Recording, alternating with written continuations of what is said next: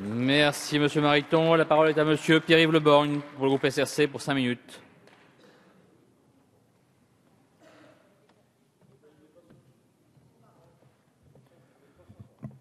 Monsieur le Président, Madame la Ministre, Monsieur le Président de la Commission des lois, Madame la rapporteure, chère Marianne, chers collègues, j'interviens dans notre débat en soutien à la proposition de loi relative à l'autorité parentale et à l'intérêt de l'enfant. Il est urgent, en effet, que le législateur s'attelle à la modernisation du droit de la famille, qu'exige l'augmentation dans notre société du nombre de divorces et de séparations. Le travail de clarification de l'exercice conjoint de l'autorité parentale auquel nous sommes appelés est éminemment précieux. Il garantira la sécurité juridique qui, trop souvent, fait défaut, permettra une meilleure prise en compte de la parole de l'enfant et renforcera le rôle de la médiation familiale. Ce travail doit aussi être le point de départ d'une initiative sur les conflits d'autorité parentale qui dépassent notre seul cadre national. Chaque année, 13% des mariages célébrés dans l'Union européenne unissent 2 personnes de nationalités différentes.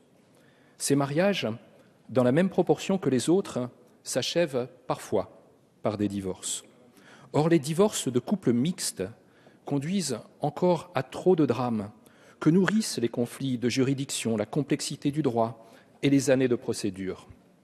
Il peut en résulter la perte du lien avec les enfants imposée par une justice partiale, sans connaissance de la réalité familiale internationale.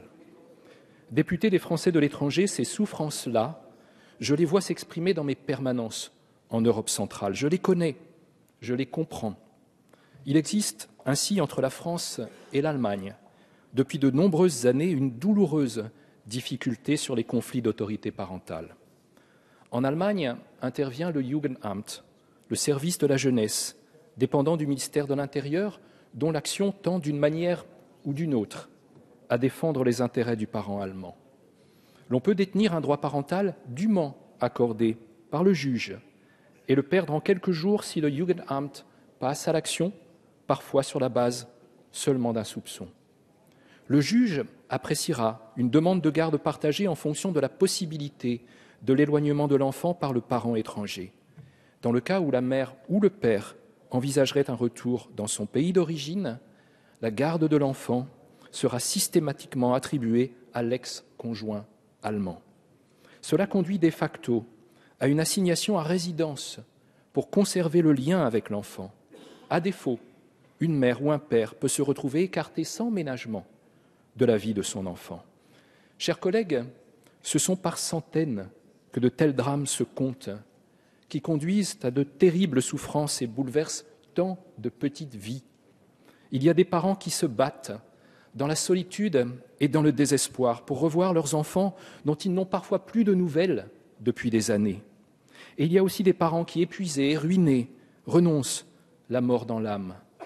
Voilà 2 ans que je dis, que j'écris aussi, qu'au nom de l'amitié entre la France et l'Allemagne, il faut vouloir aborder cette difficulté de front plutôt que de continuer posément à l'ignorer.